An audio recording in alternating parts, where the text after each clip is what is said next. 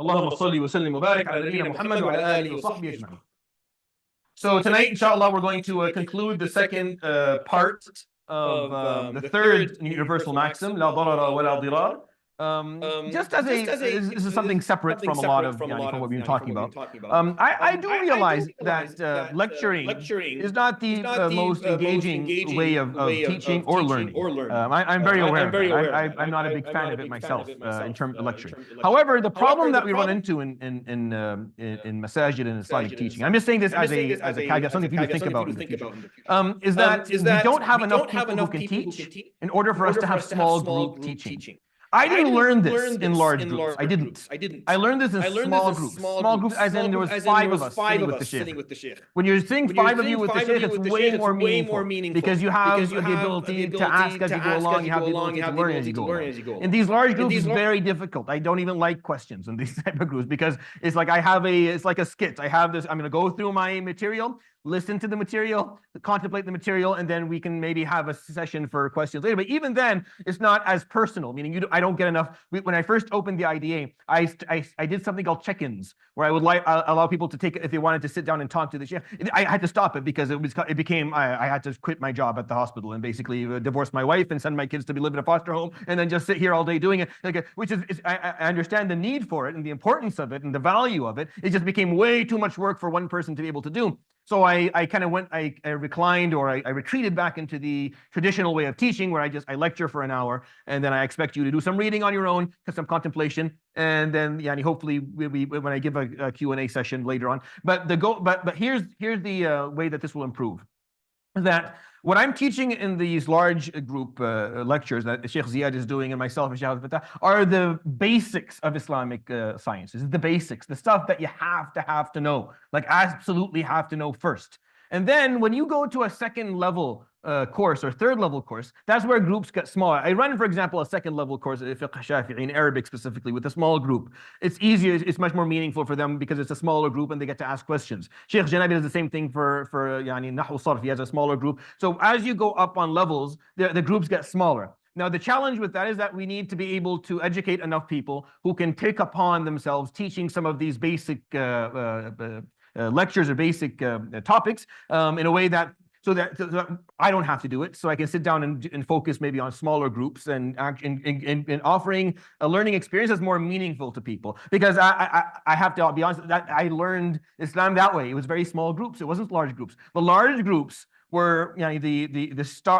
I'll use the star shuyukh, like even for example in Syria, Sheikh al-Bouti, when he did his lectures, the masjid was absolutely packed. If you weren't an hour early, you weren't even going to be able to hear him speak. You were so far down the road. And those are fine because the knowledge that he was offering probably you wouldn't find anywhere else and you have to sit there and take notes. But for the majority of my learning, it was smaller groups. And I realized that and I understand that. And that is what I want to get to at some point in the future. But we won't get there unless I'm able to educate a large number of people on the basics of sciences and they do some of their own reading, because you're not going to learn Islam by listening to me for an hour a week over in a couple of months. You're going to learn Islam by benefiting from what I'm explaining to you and then doing your personal reading and asking questions until you become more proficient so that you can help teach. And then when we do that, we can end up having smaller groups and we can have a little bit more, it becomes more accessible. Anyways, I'm just sharing with you a basic idea that I am, just because I feel like I want you to understand that I am aware. I don't necessarily think this is the best way to teach anything. Like I don't, but this is what I'm stuck with. I don't have a choice. I can't say we're not going to do this and I just sit with small groups, because that's not fair for everyone, because the people want to learn and well, I'm just going to sit with 5 or 6 people. It's going to become it just doesn't end up looking nice. And I know shuyukh who do that. I don't agree with it. I don't agree. Like they end up with a very, very focused number of students who've learned from them for a very long time, but you get disconnected from the community. The community doesn't benefit for 10, 15 years. And by the time their students are ready, they're all also old, so they do the same thing. So you end up with very small silos of knowledge happening, and you don't end up actually being able to spread it the way it should go. Which is initially horizontally. Wallahu a'lam. Anyways, so today we're gonna. I've already talked about the meaning of la darara wa la dirar. Harm shall not be administered nor reciprocated.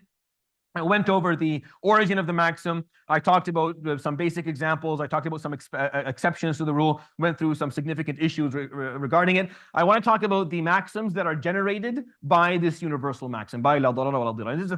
This is the third maxim amongst the 5 universal ones. Now, I do want you to, what I really want you to be able to do at the end of this course is to know what questions have to be asked before you even think of a ruling. So that when you go ask for a fatwa, you know what the sheikh should want to know, so you have your answers ready. So the first one, umur maqasidiha, for example, that the first question we'll always ask when you give me is, what were you thinking? What was your intention? What other intentions did you have? What were you trying to do? And then whatever you tell me, I have to go with the face value unless I have evidence to say that that's not the truth.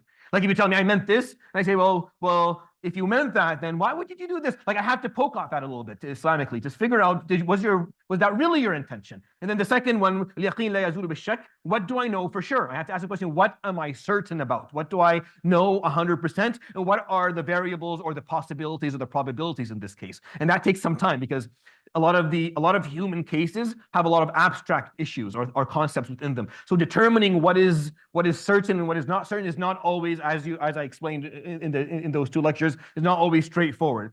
The third question is about harm. Is harm being administered? Is harm being reciprocated? Can harm be prevented? Are we stuck between two decisions of harm? Which of the two decisions, if I make, will cause less harm? The question of harm. It's a central question in our deen, because Islam is built, a lot of scholars make this argument that Islam is built in literally every aspect of its law to prevent harm, which is the whole concept of taqwa, right? You're preventing harm. You're preventing harm in your life. You're preventing harm yawm al-qiyamah. The worst harm that can occur will be yawm al-qiyamah for sure. Nothing even comes remotely close to that harm. So you're trying to prevent harm. Every ruling in Islam is designed to prevent harm one way or the other. And this is a principle that shuyukh and muftin will use when they are trying to come up with a ruling, when they're trying to offer some form of fatwa on a topic that there is not a clear rulings from the Prophet ﷺ. So the 11 maxims that were generated by this maxim will help you understand it better, because they're very meaningful. The first one, الضرر يدفع بقدر الإمكان. So harm must be prevented as much as possible. Prevented or removed. Yudfa is prevented, meaning we're not talking about getting rid of the harm after it happens. We're thinking about harm before it actually occurs. So some examples is jihad, or combat against enemies. A brother was asking me just wars a second ago. Yeah. So this is kind of the Islamic version of talking about just wars, but because jihad is harm.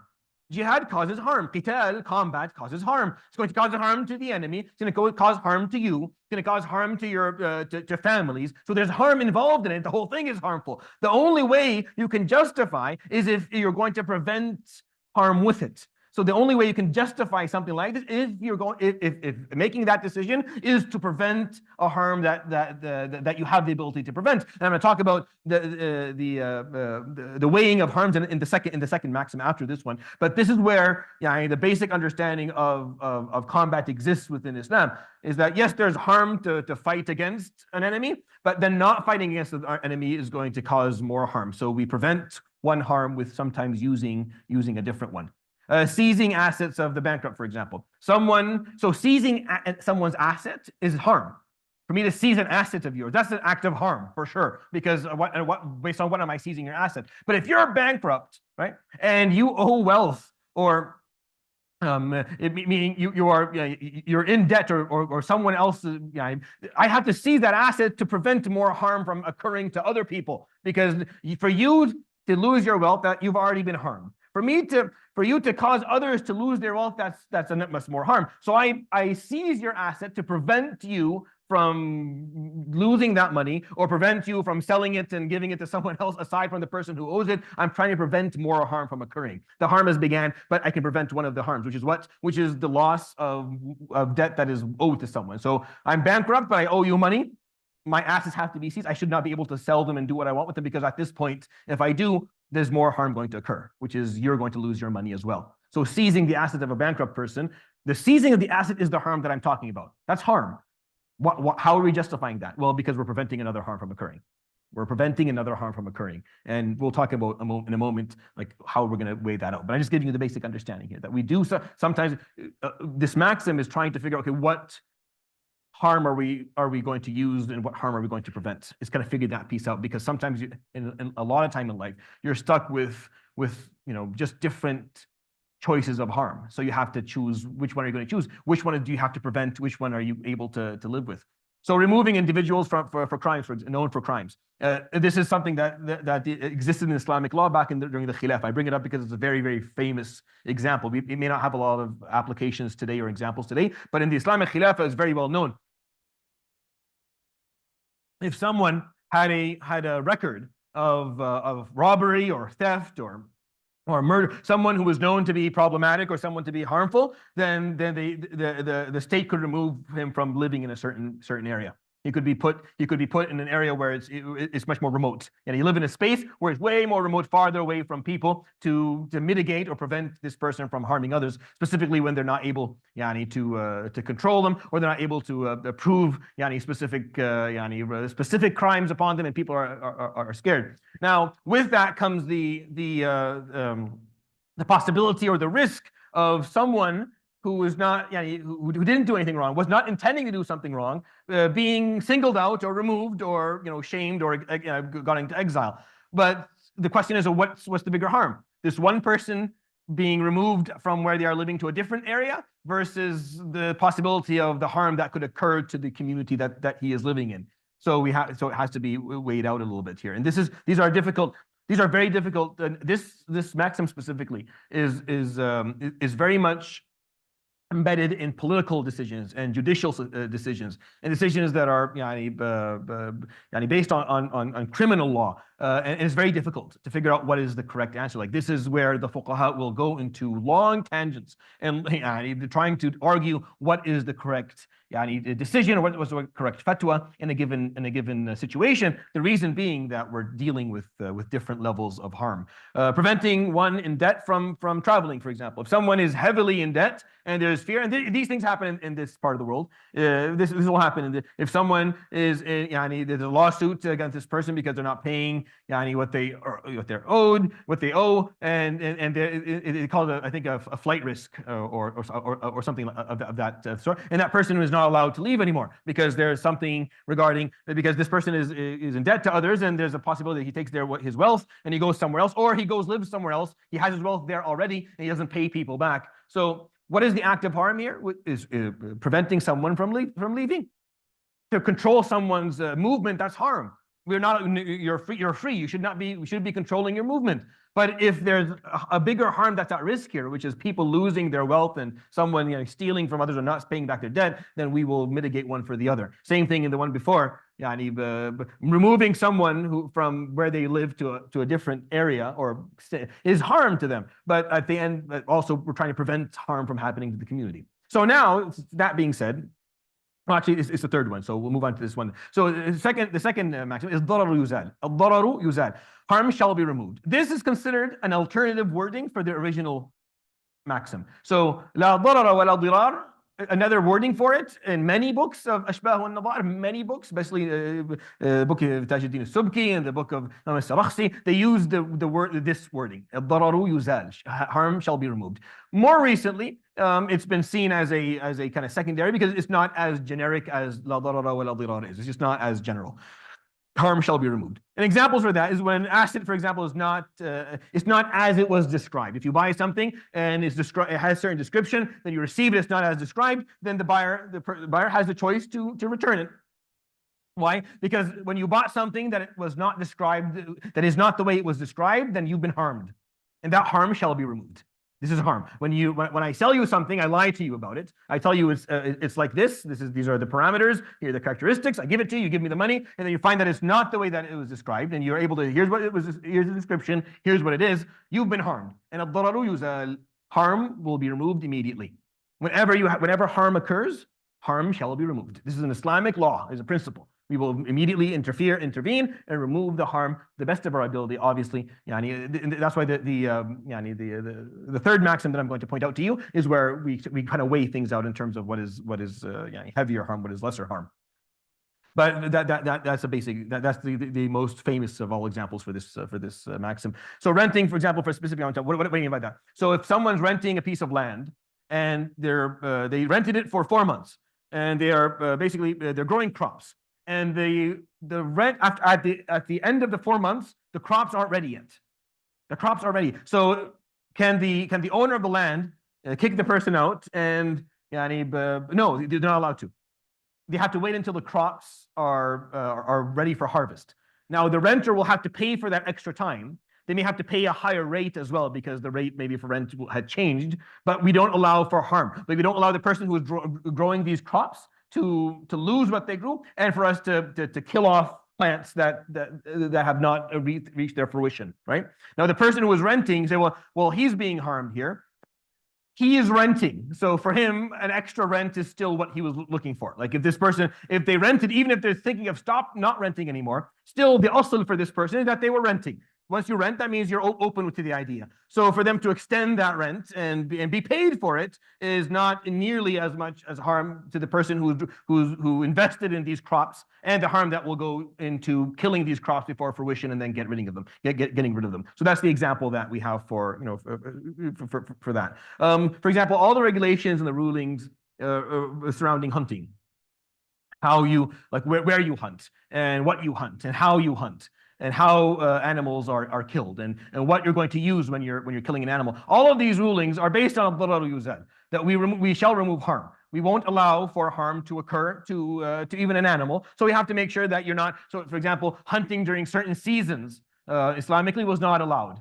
Like certain seasons where animals are, where a female animal is pregnant or just about to give birth to its young ones. During that season, hunting was not allowed. For example, hunting in ways where what you're using is extremely painful to the animal and is going to cause a lot of agony, then you're not allowed to use that either. And that's why and of course we know this because the Prophet ﷺ would use even for dhabh وَلْيُحِدْ شَفْرَتَهُ, meaning make sure the blade is extremely sharp. So these laws, if you study the aspect of sayd and dhaba'ih in a book of fiqh, it's very long, and people I usually skip it for most people because most people aren't hunting and they're not slaughtering, they're just buying their meat from Costco or from some other place. Like they're not really involved in it. But if you aren't someone who does that, you do hunt and you do slaughter, then bab al-sayd with dhaba'ih is a long chapter in any book of fiqh, and it talks a lot about how these things, the regulations around these things, where these regulations come from is from this maxim mostly, because the Prophet ﷺ did not go into a lot of depth on this topic. But then you find a lot of depth in the books of fiqh, and you're like, well, how did they arrive at all of this depth? Because of these maxims. Because these general rules serve as guiding principles for how we're going to determine whether something is okay versus something is not okay. So all the regulations and ruling around hunting and come to darar harm shall be removed. Windows that expose neighbors. For example, this is a very, very famous Middle Eastern. This you'll find in every book of Ashbah and hands down, you'll find this example. It's probably the most famous of examples. I didn't want to put it. I put it at the end because if a window is exposing the balcony of a neighbor, then that window will be closed. Right? This is an Islamic ruling. So if I have my house and I open a window, and when I look through that window, I can see the balcony of my neighbor. I can see the window of my neighbor. I can see his wife. I can see his children. I can see. Then that window has to be. This is harm, because this is an act of harm. For me to have access, for me to be able to stand and look through the window and see and peer into the house of my neighbors, then that is harm, and the harm will be removed. Well, but if it's my window, it's my house. I know. First of all, you remove the harm. This is harmful. I can't control your behavior inside the house, so we remove this harm that we exist. And then we talk about, okay, what's the alternative? What do we give? That makes sense. Like this concept is that first you remove the harm, and then we talk about, okay, how do we compensate the person who lost something? How do we fix this problem? We talk about fixing the problem and next steps after we remove the harm. First thing, you have to do that, and that obviously is restricted by the third maxim. الضرر لا يزال بمثله. Again, these are all maxims generated by لا ضرر ولا ضرار. So harm is not removed with equal harm. You can't, it has to be lesser harm. Now there's 11 maxims. I'm going to go through all 11. I'm going to go through maybe 5 or 6 of them with you today. But the rest of them are all looking into how to define what is lesser harm, what is greater harm. And they can become a little bit redundant if you don't understand the nuances of Islamic linguistics, or Arabic linguistics. But I left them out because I don't need you to know the details here. I just need you to understand the basic concept that darar, harm, shall not be removed by performing an equal harm. It has to be something obviously different. So this maxim restricts the previous maxim. So when we talked about the first maxim, الضرر يدفع بقدر الإمكان, harm will be prevented to the best of our ability, or harm shall be removed. We said that these are the laws. We're going to prevent and we're going to remove harm. Yeah, but not with equal harm. Not with an equal harm. It can't be equal. If it's equal or more, then that doesn't work at all. So it has to be something different. So example, so if water is flooding your house, are you allowed to direct the water to flood your neighbor's house? Right? You're not. This is a very, very important generated maxim, by the way. To me, it's the most important of all on multiple levels and for multiple reasons. Because this is something where our values as Muslims click in. Fiqh is supposed to be driven by values. It was for a very long time. It was. That's why these maxims exist. These maxims are actually value driven. They come from the understanding the values of Islam. The problem in the last maybe 150 years is that, and this is something that I heard when I was a kid, when the ulama would talk about, but I only understood when I got a little bit older and listened to other people kind of talk about it, that we ended up having a generation of people speaking about Islam and giving fatwas, and they don't necessarily understand these maxims very well. Like they're basing their rulings on, like they're copying from books of fiqh that were written in a certain period of time. Like they're written at a certain time within history. They're just copying from those books. They are missing the fact that the context of that book and when they are living are very different. Like they're very different. There are critical and crucial points of context that would have that make this whole the outcome of your ruling very different than it was back then. But they're just using the same وقال الشيخ الإسلام كذا وقال الإمام كذا وقال حجة الإسلام كذا in this book, and then they use that quote, and that quote is used as a shut up tape. Here's what he said, not another word from you, because you don't know as much as this other person. The problem with that is that when this Imam gave this ruling, he was using these maxims and he was asking the questions that need to be asked based on these maxims, applying to his context. So the ruling was correct then.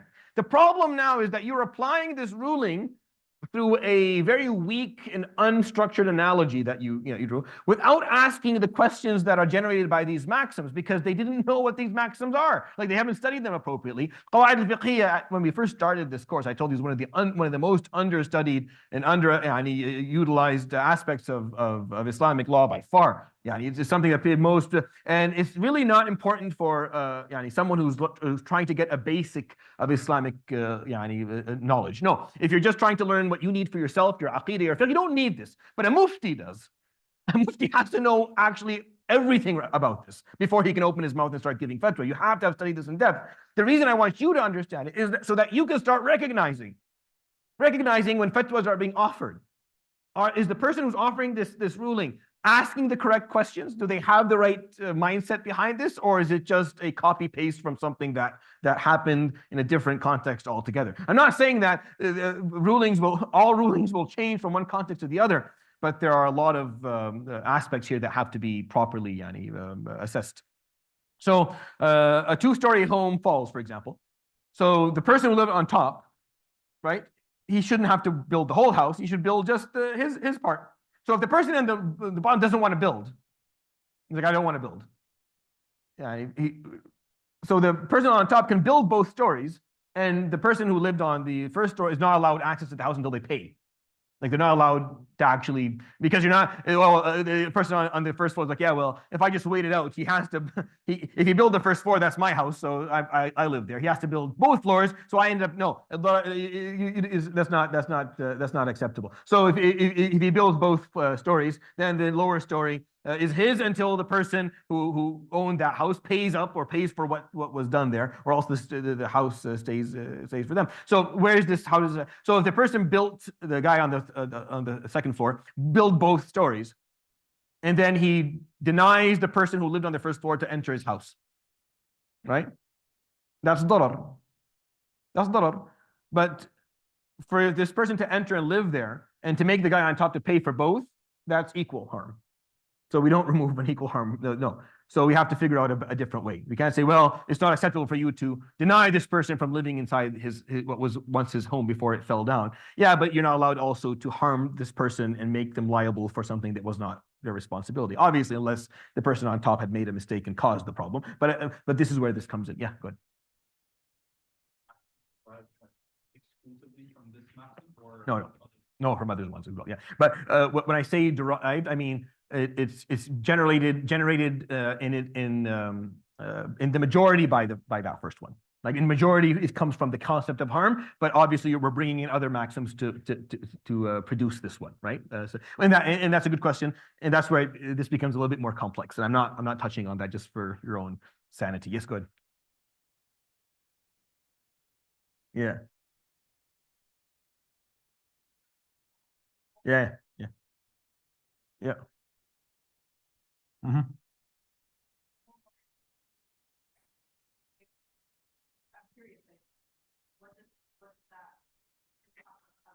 It's very similar to what the law here in Canada is. Like you can't throw them on the street immediately. It takes some time to get them out, right? Because you're being harmed by your asset, or the house that you own being occupied by someone else. But it's a worse or equal harm to throw a family onto the streets if they don't have a place to go. So similarly in Canada, you have to take it to the courts to get someone out, and usually when they get out, they have they figure out a place for them to go. They're given more time. So it's very similar to how it is here. It was very hard during Islamic era to actually evict someone from a rented space. For a rented home, very difficult, like almost probably more difficult than it is here to do. Like for a landlord to remove someone from an apartment, for example, is difficult. It was more difficult back in the day because the harm again is assessing harm. Yeah, the landlord, you're getting harmed, but it's a family of 6. And in a moment, we'll share another maxim that shows that sometimes personal harm and public harm not the same thing. It's not weighed the same way, but it doesn't mean that this person who owns the landlord ends up being mazloom. They're not going to be oppressed. Meaning, what used to happen, I don't know how it happens here, is that the state would pay the rent for this person, and then this family or this person would owe the state instead of owing the person. So we wouldn't harm the landlord. But again, I don't know how it happens in Canada in depth. But yeah, it's a good question. Okay. Yeah. Prevent is not to remove. No, it's prevent. This is the one where we remove. So this ضرر لا يزال بمثله, harm is not removed with equal harm, but yudfa is to prevent, is preventative. It's talking before it happens if we have good cause to believe it will happen. Again, a lot of political assessments are going on here. A lot of assessments on a high level are occurring. And I'm not interested in you getting into the granular aspect of all of that because it'll be a bit confusing. I just want to understand the basic idea here of what question we're asking, what we're basing a lot of these rulings on. So harming others to save yourself, for example, or harming others if you are coerced. Both are not acceptable. Like both are not. The concept of, well, he held a gun to my head to harm this person or to no, you don't. Well, you were going to be harmed, so you're harming someone else. No, that doesn't work. That's Islamically, that is an extremely unacceptable, an absolutely unacceptable argument to make. That I was coerced to harm you. No, but if I didn't harm you, I would be harmed. Then be harmed. And be harmed. You can't say, well, because I was scared to get harmed and harm someone else. Same thing. You can't harm someone else to save yourself. So if a plane's going down, or you can't shove people out of the way so that you can get into safety. That's not. Now, what you do in an unconscious manner, like people who are drowning, for example, at the moment when there's a moment where you kind of lose consciousness, where you're not accountable for that because you don't even know what's going on at that moment. There are moments right before someone dies or right before their brain almost shuts down, where you have that last try to get out of the situation that you're in. You're not accountable for that because you're not actually making a conscious decision when you're doing that. Like, it's not something that you know what you're doing. And this happens sometimes, like especially in the very, very sad cases where people are stuck they're in their sea and they end up a little bit farther in than they need to, and then a father or a mother will drown their own kid or something like this. It's absolutely horrible scenarios, and the person doesn't even remember doing it. But it happens because at the moment where you're dying, you don't control your impulses or what exactly you do. So I'm not talking about that. But I'm talking about others where you're making a conscious decision. You're not allowed to save yourself by putting someone else in harm, right? And you're not allowed to harm someone because you're being coerced to do so. And that's hard. But a lot of wicked stories that happen in the world wouldn't happen if people just followed this. If just accepted, unfortunately, Fulan is out of all people chose me. They're coercing me, they're harming me, then that's what I'm stuck with. I'm not allowed to go around killing people and burning places down because someone's telling me they're holding my family hostage or something. That's not acceptable Islamically. You can't make that argument almost ever. Legal punishments are an exception or have a different philosophy altogether. So when we talk about, yes, go ahead. Yeah. This sounds like the absolute, so any harm to others, regardless of whatever harm to myself. So Pretty much, yeah. stealing my life, I can't kind of like measure between both the harm. Stealing a life, you mean? Yeah, I think so. Islamically, they don't really differentiate between you would have to go to a mufti. Like if you're being coerced by someone to steal, you have to ask the sheikh, is it okay if which it's already not going to work for you because if you talk to someone, they're probably going to kill you anyway. So it's not because assessing what harm is acceptable, what harm is not acceptable becomes very, very difficult. Like you'll find a lot of difference of opinion amongst you. So this is what you just follow this simple maxim that you don't remove harm by causing, but you don't justify harm because you have the fear of being harmed yourself. It's just not. It's not. I understand that there can be situations where it's very difficult to make that decision, especially if a lot of people are being. So it's different when there's a group of people, hostages are being threatened, like groups of people, and you have to do something. It changes there a little bit, but still the basic. So what are the problems called? What are the problems called? The problems, the trolley problem. So sorry. So the trolley problem, for example, and this is when you're sitting there and you're holding you have the clicker in your hand, and if you press it this way, the train will go that way and run over someone you love and a bunch of other people, or if you do this, will go this way and run over these people. So what do you do? So Islamically is you don't do anything. Islamically is you don't touch it. You don't because you can't shoot. You're not allowed to play God or to cause harm. So the Islamic answer is like so. If you study these, you have all I would do this or do that. Islamic is you don't touch this. This is not you don't. It's not your business to touch this because you don't get to decide which harm is better and which harm is less and which harm is allowed. You let whatever is going to happen is going to happen. And you deal with that, but you don't interfere by causing harm because once you touch it, you just chose. Even if you let's say it was going to the right. You click it to the left, but then he's like, you know what? And put it back to the right. That's it. You've already made it. The moment you touch it, you're a part of the decision. Like the moment you touched it, you became a part of the decision. So the answer, and I remember this because one of our teachers, in Syria, pointed out that our answer to the trolley problem is that you don't touch it.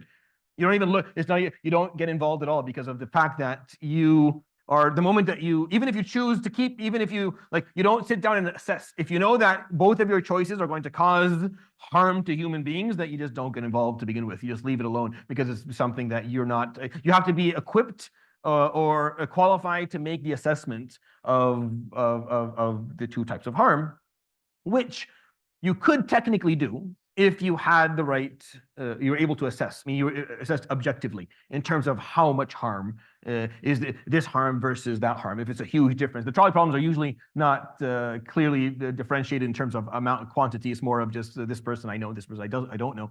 But when it's like 2 or 3 people being harmed versus like a country, there's actually answers for that. But that's the one after this. So give me a second. So legal punishments. Just want to put this up. Legal punishments are different. So because you could argue and you could say, well, this person stole, taking their hand, is that not equal harm, right? Is that not equal harm? So the philosophy behind legal punishments, as I pointed out at the beginning of this maxim, are a little bit different. The philosophy behind the punishments that exist for certain acts of aggression and certain crimes are based on the idea of preventing harm from occurring in the future to the general public. It's also embedded and rooted in the concept of protecting values. Protecting values. This is a big part of understanding how Islam works. An Islamic community is only as good as the values that are generic amongst their population, amongst their general population. not amongst their shuyukh or amongst the people who are Islamically well-educated and elite and are role models. Those ones, unfortunately, not even those ones are great at these. But I mean, if those ones can be held to a certain standard, but the general public of Muslims should be able to maintain a certain level or degree of values. So the punishments we have in Islam, whether it's about murder or it's about zina or it's about theft and robbery, or it's about other acts of aggression, are there to make sure that we never allow in our community to normalize certain behaviors that go against our main values. So it's a philosophy. It's really a philosophy rather than just. So it's not necessarily following this maxim specifically, because these and that's why hudud are godly, meaning hudud are ilahiyya. They come from Allah subhanahu wa ta'ala. I can't make up a had. I can't generate a new had in Islam and say this is the punishment. No, public punishments come strictly from God Himself. That's it. Because there's a certain degree of knowledge and wisdom that is required to know what punishments we can distribute or administer towards people for specific types of crimes that only Allah would know. Meaning, in order for us to figure out what punishments we need for certain crimes to maintain values, we have to take a couple of 100,000 people and put them on an isolated island and run trials on them over the course of 500 years. Like we have to allow generations to exist with certain values and see what happens, and that didn't work out, so wipe them out. Try again until we figure out what values we have to keep and what punishments we have to instill in order for us to make sure that we maintain those values. So we can never do that ethically, nor practically is it possible for us to run trials like that on human beings. We have done that already. Like the human race have already tried stuff. We've already tried sodomy, we've tried zina, we've tried these things, and we've seen where it went. So you don't really need to do trials. You need to read history a little bit, and you'll still come to the same conclusion. But just in case you don't read history, then if you want to do the scientific method, it's not possible. Which is why we turn to Allah subhanahu wa ta'ala. He said, no, this is the value you need to maintain chastity. You need to absolutely maintain chastity. And this is the punishment that's required if you don't maintain chastity. And then we know that Allah subhanahu wa ta'ala knows that this darar is way bigger than this darar, and that this is actually going to prevent. So it's following this maxim. I just can't necessarily scientifically or tentatively prove that to you through numbers, because I don't have. There's just no ability to do that in a scientific fashion, unfortunately. All right. الضرر الأشد يزال بالضرر الأخف. So the greater harm is removed by the lesser harm. This is what I've kind of been building up towards, or I've been talking about. That we're always going to look, what's the lesser harm, what's the greater harm? And we're going to remove the greater harm with the lesser harm, if we don't have any other way. If you do have a way to remove harm without harm, then obviously you're going to take that. You're going to choose that method. You're going to remove harm with no harm. But if you don't have that option, and you can only remove a harm with another harm, it cannot be equal or more. It has to be less. It has to be less. Who makes these judgments, right? So that's where this becomes tricky. It becomes tricky. It requires people of great wisdom and knowledge, and it requires laws, civil laws, to determine what is a greater harm, what is a lesser harm. And this is where you go to the qadi, and this is where juries get involved, because we have to determine what is the greater harm here, what is the lesser harm. Is it reasonable to do this or do that? And sometimes you're stuck with this. This is the philosophy for legal punishments. This is the philosophy for legal punishments, right? So I pointed out in the one before, but this is where the philosophy for it exists. Is that this harm of you being lashed publicly, or someone being lashed publicly, is to prevent a worse harm later, where zina becomes normalized and families are destroyed and children are born into broken families, and then we end up with a complete mess of society. So this harm, this active harm, this lesser harm is inflicted to prevent a worse harm later on in the future. And I don't think we need to actually run trials. I think we've already proven, through our own behavior that that when you don't carry chastity and the sanctity of human wealth and human life at that level, then the societies decay pretty quickly and pretty horribly. Examples are divorce. Divorce is harm. Divorce is harm, but it's there as a lesser harm, because the greater harm is for two people to abuse each other in a household, and for children to be subjected to that abuse. For children to be subjected to two parents who are absolutely miserable and they are disrespecting each other, and the house is filled with yelling and screaming and hitting, then no, it's better to do this. This is harm. Al-talaq darar. It's 100% harm. No one walks away from no one gets divorced and is feeling this was the no. Everyone is upset. Everyone is both parties are scarred. Both parties feel pain. Both of them are no one's happy with it. Like no one will walk away from a marriage. No one will undergo a divorce and then feel happy about it. No, you're going to be sad, but it's a lesser of two harms. It's a lesser of two evils in many situations, and that's why it's there. It's there to make sure that this relationship is it's causing more and more harm, so it needs to end. And the end is divorce. Because if you think about it, how is divorce not harming the child?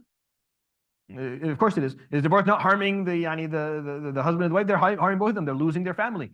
It's a social admission of failure, unfortunately. Like whether you like it or not, it is. That's what it is. So it's not fun. No one brags about that. No one's going to go and say, "Yeah, I got it's something that's I tried to make a family work and I couldn't do it." So it's an admission that didn't work out. It's very hard. It's not easy. It takes bravery.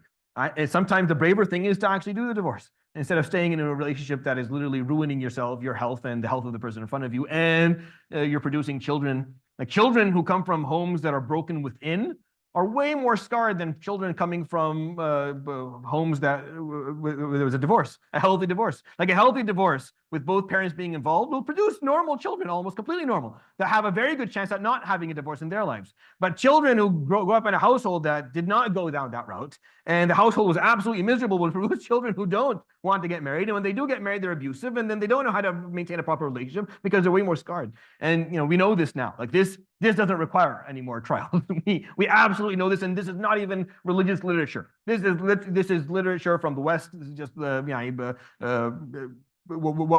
we know, for sure, just from the legal system. I'm not even talking psychology or sociology, just the legal system, because of obviously the rate of these of divorce that occurs here. And we're closing in. We're closing in on the general rate of divorce in the world as Muslims. We're closing in. This was the one thing that we had going for us. The one thing that we had going for us, well, in my opinion, the one thing that we had going for us is that we had a significantly lower rate of divorce than other communities, and we've lost that almost. We've almost completely lost that. We're almost as just like the general public, which is a problem. It tells you that there's something wrong. We're not doing this well. Like we're not. Yeah.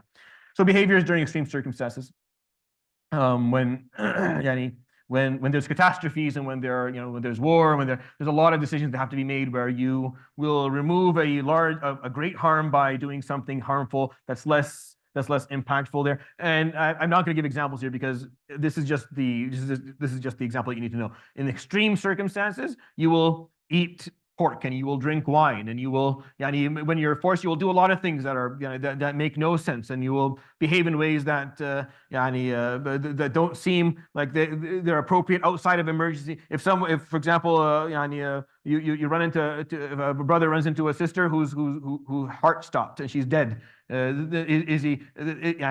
you to perform CPR and to perform to resuscitate someone, it's a man coming into very close contact, very intimate contact with a woman, and that's harm. But this is an extreme circumstance, so it's absolutely allowed. And the same thing goes for almost most of medicine. Most of medicine is where there's a harm for a man to be in intimate contact with a woman, or a woman or vice versa, when we're treating people who are ill. But because illness in its own sense is an extreme circumstance that allows for a lesser harm to mitigate a larger harm, because we don't always have the ability to just match up genders every time someone walks into the door for a lady's giving birth, and this happens all the time in our community. A lady gives birth and she requests a female gynecologist. Totally reasonable. They completely are okay with that, and they make sure that the OB-GYN. But then something happens and it's an emergency and she's going to die. They'll call in every single surgeon in the building to come in.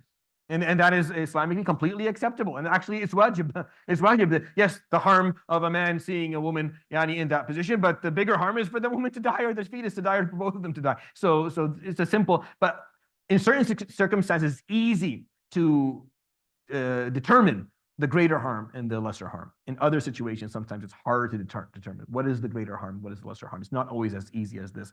Forcing the owner of water to sell, for example. If someone owns a well and he doesn't want to sell water, and people are thirsty, he is forced to sell. That's harm. For me to force you to sell something that you own, that's harm. But the larger harm is to have people die from thirst, right? So you're forced to sell, and not just that, but almost every commodity that is required, and it's in publicly needed spaces. So if someone owns something, and the space is required by the community for, then they can be forced to sell that space if they don't. Sometimes people will hold on to space hoping that it gets more and more expensive so they can cash in. If the public needs it, then the state can do. Again, forcing someone to sell something is harm, right? So how do we justify that? Well, then we have to justify by this being the lesser harm. The greater harm is not happening, and then people requiring running it, the community running into problems. So this is just examples that should make sense to you. Point number 5. يتحمل الضرر الخاص لدفع الضرر العام. So personal harm is accepted to prevent public harm. This is another example, like similar to the maxim before, a little bit more specific. Public interest is prioritized over personal interest. Public interest is always, in Islam, it's always ahead of personal interest. This maxim has many political uses. This is almost a strictly political maxim, almost strictly political. Meaning, when I say by political, what I mean by that is that those who will make these decisions or determine will be the head of state or the statesmen or the legislators. They will be using this maxim a lot. That what is public harm, what is personal harm? How do we make sure that we don't allow public harm to occur due to personal interest? And how do we weigh that out? This is a very complex maxim. Honestly, there's a lot to talk about this one, but you just get the basic understanding for it for now, inshallah. We'll maybe go into a little bit more depth in another course. So, for example, personally owned structures that have potential harm on the public must be either fixed by the owner or removed. That's an easy one. Like if someone owns a piece of any building, and the building is a hazard, things can fall off and can harm people, or if someone walks in, then they have to fix it. Like, well, it's my building. If I don't want to fix it, I won't fix it. No. If it's going to cause, if there's potential of harm to the public because of how it's built or because of how old it is, or the hazard of it bringing into fire or burning, then you are forced from your own pocket to fix it. That's the piece. Like if the state fixed it, then there's no harm. It wouldn't exist in this maxim. But you are forced to either sell or either pay for fixing it if there's potential of public harm, which makes sense. You have buildings. This may not happen here as much as in the Middle East, but you have buildings in the Middle East that will literally collapse with people living in it. Like, forget about Israel hitting. No, we have muqawilin, and we have people who will build a building and won't build it properly, and it will kill everyone inside because they were not forced by state to actually remove or fix it, and it caused public harm. And again, it comes down to this very simple understanding that you can carry some personal harm if that's going to prevent public harm. And because I am not more important than the community. This is the point of this. I, myself, as a person, I'm not more important than the community and what the community requires in any way. My vision is not more important. My needs are not more important. My possessions aren't more important. Nothing about me. My life is not more important than the community that I'm living in. And that is a part of the Islamic social contract, right? The group protects the individual, and the individual prioritizes the group. It's a two-way road. The moment is, and it's not like that here. It's actually theoretically it is. Theoretically, the way that they built the West is actually very, very Islamic in nature, like in the basic understanding. But it's not. It's actually not that way. It's not seen that way. It's not practiced at least that way. But in Islam, the social contract is that you are protected by the group. You are sacred to the group. Your interest is what we're. But you also will prioritize you understand that the public interest is before your own. So rapists and terrorists Islamically, even if there's a pardon from the family, are not pardoned. So if someone murders someone else, it's a premeditated murder, right? The family can perform afu, and the person doesn't have to be executed. There's defadiyah, they can go to jail, something like that. They don't have to be executed if the family pardons them.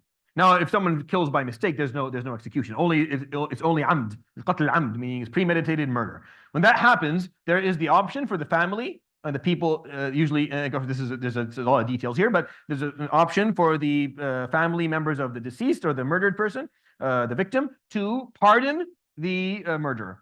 And that can happen. Of course, the diya will still apply. Other ta'zirat, as in jail time, can also apply, but they can pardon them or execution. When it comes to terrorists, like someone who is إنما جزاء الذين يحاربون الله ورسوله ويسعون في الأرض فسادا أن يقتلوا أو يصلبوا أو تقطع أيديهم وأرجلهم من خلاف أو ينفوا من الأرض. That is Surah Al-Ma'idah, talking about those who are causing corruption on earth.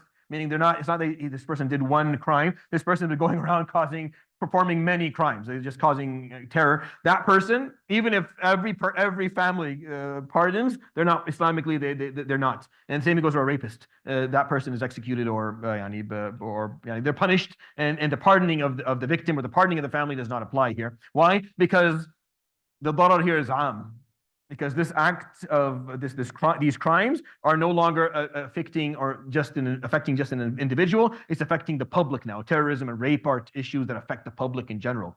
If someone murders someone else, that's a problem between the two people, right? But this behavior, rape and terror, that's different. That's something that affects the public. So the public interest comes into play here, and the pardoning of the individual doesn't count anymore. For example, scholars and scientists can be prevented from leaving their home countries. And this happened, meaning a scientist in it's good. Yeah. Yeah. Yeah. Yeah. Yeah. Yeah. Yeah. Yeah. Yeah. Yeah, for sure. But the difference here is that in order for you to prevent, for example, a scholar or a scientist from leaving their home, you have to provide them within their home with all of their needs. You have to provide them with a life that has basic dignity, an income that they can live upon, and the potential for them to increase their, to research and to do their work freely. If you're not providing that, for example, the Chinese are a great example for that as a country. They don't allow brain draining. In many situations, they keep their, but at the same time, those people, their scientists are very much, there's like they're held in prisons basically. They don't have the freedom that a scientist would have here in the West, for example. But I'm just saying that Islamic law, I put that there because it's actually in the books of Ashbah and Nawair. Like it's talked about. Like a alim would be the Khalifa or the Wali could prevent a alim who is needed, his knowledge is needed, from leaving if they're providing him with everything that he needs. Like if your knowledge is needed here and we require you, and that goes for judges, that used to go for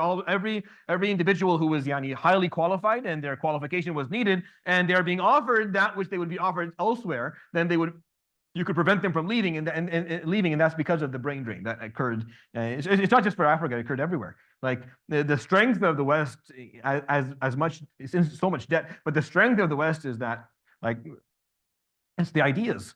For example, medicine, you know this, right? Like in medicine, it doesn't matter what any country or any group of physicians on the world say about any disease. If it's not coming from a conference that was run in the States, no one cares.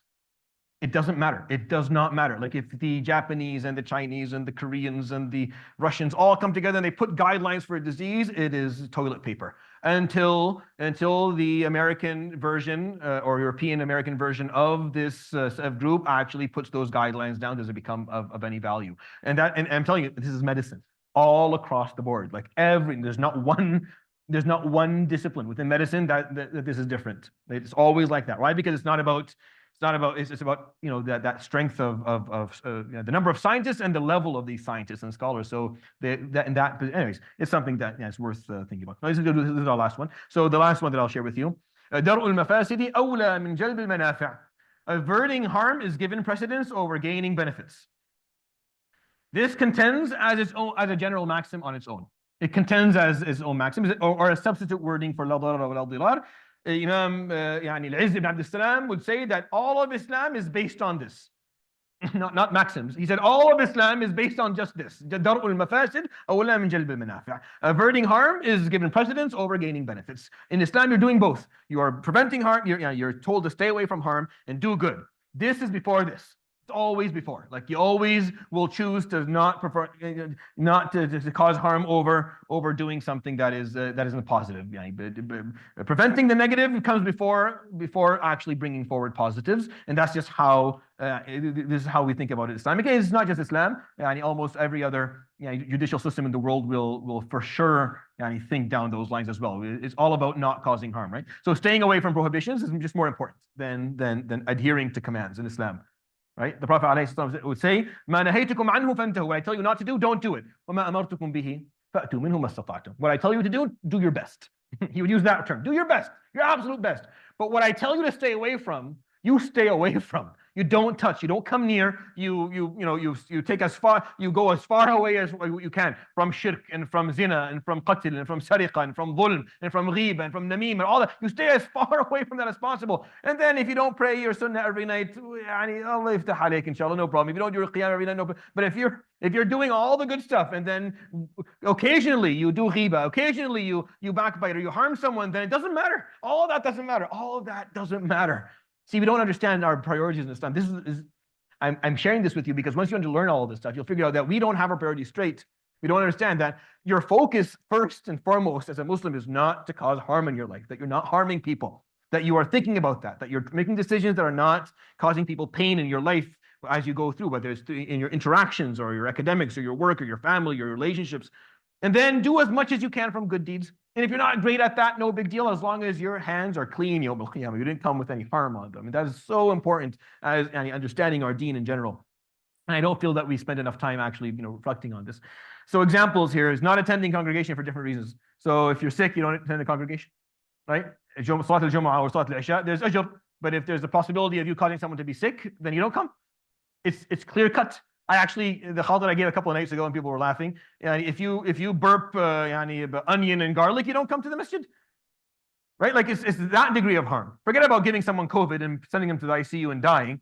Just giving a bad scent. Just giving a bad odor that will bother them for a moment is harm. Stay home, pray at home. You're going to come here and get hasanat, but there's the possibility of harm, stay home. That's to that degree. To that degree, our deen will prioritize not causing harm over doing good deeds. But we don't understand that, do we? Like as Muslims, we know it doesn't. You will race in traffic, park in front of someone's driveway, push an old lady out of the way, kick a kid, and then walk right into the middle of the masjid with your feet in front of everyone's head to sit up front for Jumu'ah. I look at this man like, what did you do? You have to pray 1,000,000 Jumu'ahs from now until Yawm al-Qiyamah to make up for what you just did. If you just stayed at her work and prayed Dhuhr, you would have been way better. You would have gotten more ajr than what you just did. But we don't understand that because we don't understand our deen properly. That's why Imam al-Izz would say that all of Islam is based on this. I think he had a similar experience that I'm having. Like he was probably seeing something similar in his life. And he thought, this is dar'ul mafasidi awla min jalb al-manafi'. Building structures that would harm neighboring buildings, for example.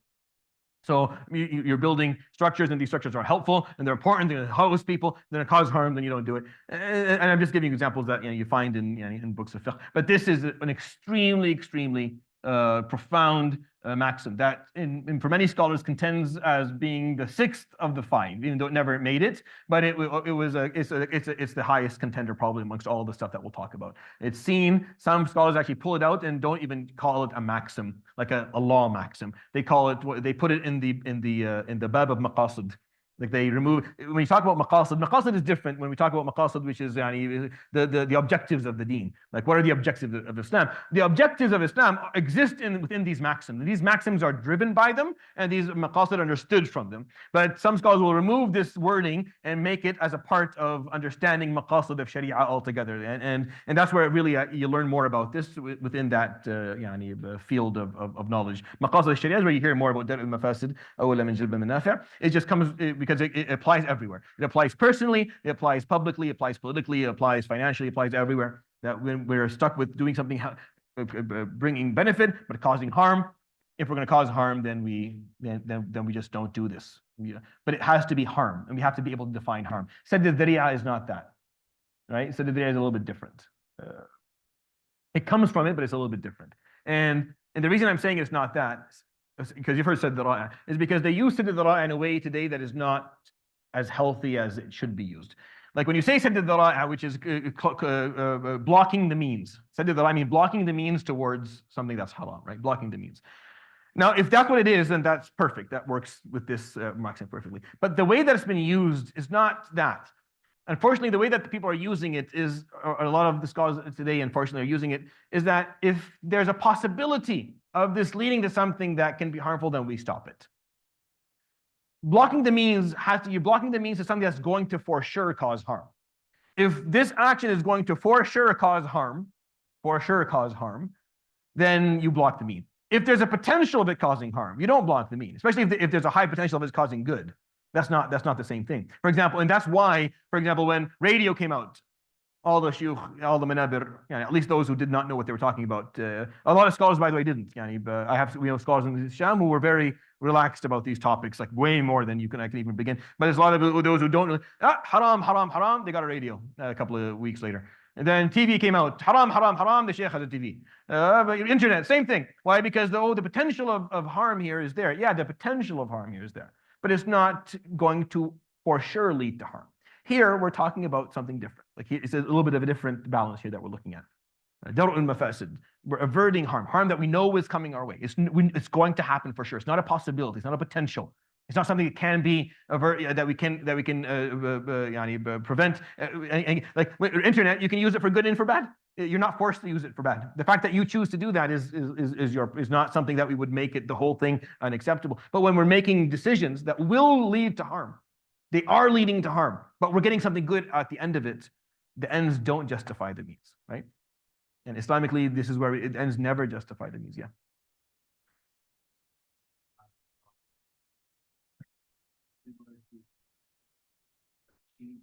Yeah. Yeah. Yeah.